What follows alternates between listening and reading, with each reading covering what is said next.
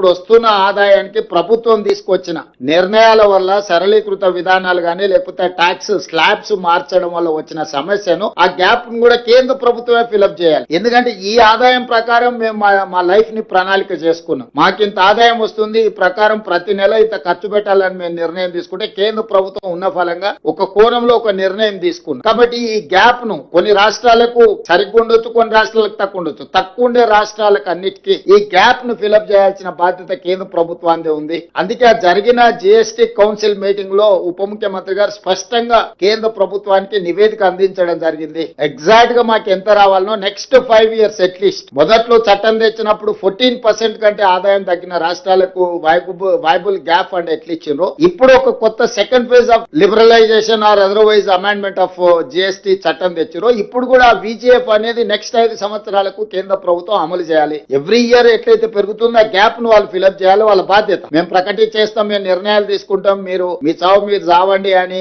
మోడీ గారు అనుకున్నా ఇంకెవరు అనుకున్నా అది మంచిది కాదు. ఈ రాష్ట్రానికి నష్టం వస్తుంది.